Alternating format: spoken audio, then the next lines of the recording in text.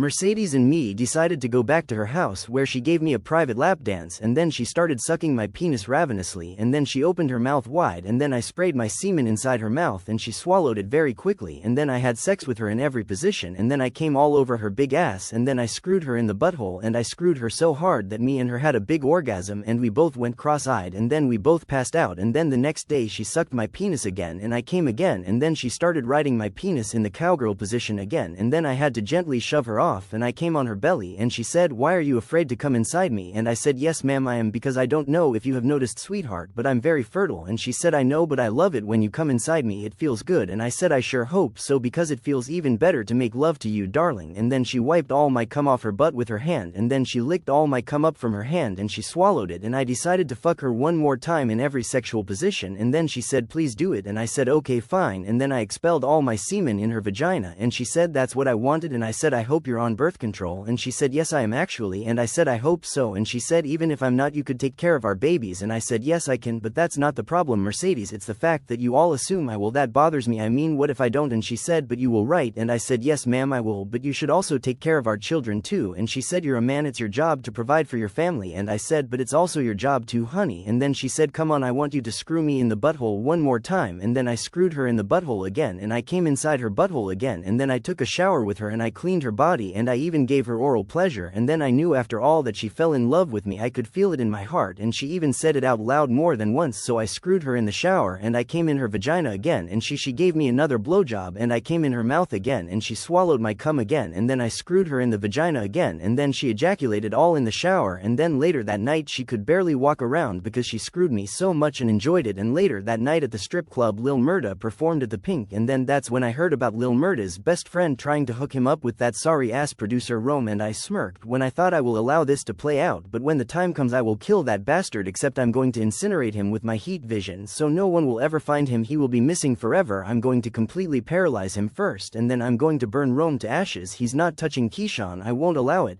That night at the strip club I made love to Keyshawn and Autumn Night in the VIP room, or whatever it's called, and then after they were both done having sex with me, that's when Gidget and Mercedes walked in, and I said, "Mercedes, what the fuck is this? Gidget has a boyfriend." And she said, "I don't think Gidget cares, ain't that right, honey?" And she said, "I don't have a problem with it." And Gidget said, "Damn, he's gorgeous, he has muscles in all the right places, and he's bigger than my husband." And Mercedes said, "I know, right?" And Gidget asked, "Can we fuck him now?" And I said, "Hey, don't want no problems with your boyfriend." And she said, "Your penis is now fully erect, your body is betraying you." And I said, "It's a natural reaction to beautiful women." And then Gidget quickly undressed, and then she started deep throating my penis slowly, and then I came in her mouth and she swallowed it like candy, and she said, "Oh my god, that's delicious." And then she decided to fuck my brains out, and Gidget was absolutely insatiable, and she let her lust take over, and they both fucked me all night until we were all drenched in sweat, and we all passed out and fell asleep. And then Clifford came in the room and said, "Y'all heifers, get up now, it's over, y'all ain't supposed to be sleeping in here." And he said to me, "Put on some damn clothes, boy." And then Clifford thought about something and he asked me, "Would you like to work here for ladies' night?" And I said, "I'm not a stripper, Clifford, I'm a pro football player. Among other things, I don't want to have that kind of label on me, you know what I mean." And he said, "Why the hell not?" And I said, "Because I don't need to do it. Besides, if I wanted to sell myself for sex, I'd join the adult porn industry. It pays more, you know that, and I have connections in the porn industry just in case I ever decided to become a male porn star." And he said, "You have a point, but the offer is on the table if you want it."